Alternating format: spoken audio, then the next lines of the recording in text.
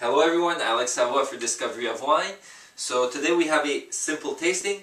What we have here is Terrasses de la Mouline, Saint-Chinian, which is in Languedoc region, and it's Cave de Roc Brun, which is a co-op. So this is a wine made from a co-op. What co-op is basically it's kind of a hub for many winemakers or wine growers actually. So people grow their berries, their vines, harvest, bring them to the co-op. So anybody who's a member of the co-op can vinify their wine there, or often it's sold to the co-op, which they're all part owners of, and they will often blend everything together or make a few cuvées. Basically, they share all the equipment that's in there. So usually it's not where you'll find the top wines, because the top wineries would have their own installations, plus they wouldn't want to share, you know, their berries with other people's berries anyways. But you can find some good stuff made from co-ops, and hopefully this is one of them. Languedoc, I've spoken about it when I talked about the Pic Saint-Loup Bergerie de l'Artus a few episodes ago, if you want to check that out. Saint-Chinian is an AOC, so controlled appellation to the south, south of Pic Saint-Loup, which we talked about the other day. And so that's about it. This is a 2009. It's made from Syrah, Grenache, Carignan, and a little bit of Mourvèdre. So typical of the Languedoc wines.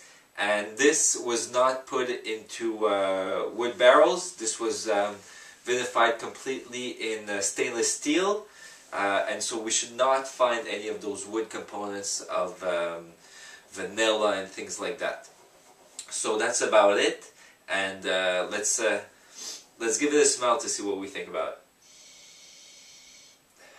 Jumping out clearly is little red fruit, like fresh red fruit, freshly crushed red fruit. You know, like you just pick them, you crush them because you want to make sort of a coulis to put on a dessert, or something like raspberry coulis. That's pretty much what this smells like, with a little bit of alcohol that you've added to it, you know, just to make it even better on your dessert. Yeah, that's mostly what I'm getting on the nose.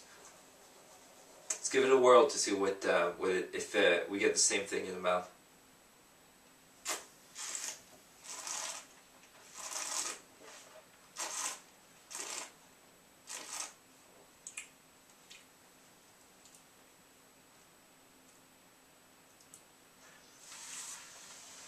Nice medium body.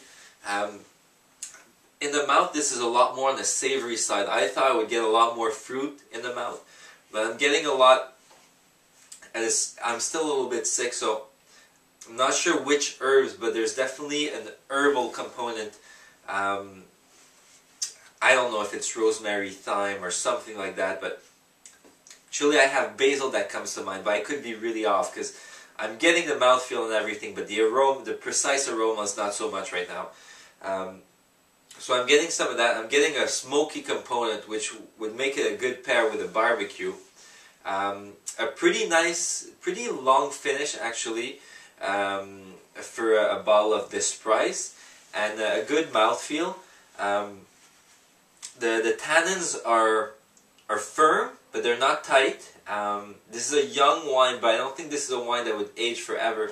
But this is a nice, refreshing wine, so definitely good for maybe summertime barbecues. It's not too heavy. It's only at 13% alcohol, so this makes it even better for maybe spring or summertime. This goes for $14, but if you go to SAQ Depot with the 15% off, it would come back to about $12. So at $12, I think this is a decent buy. Again, I'm not getting the exact picture because I'm still getting these allergies, but this seems like a decent wine.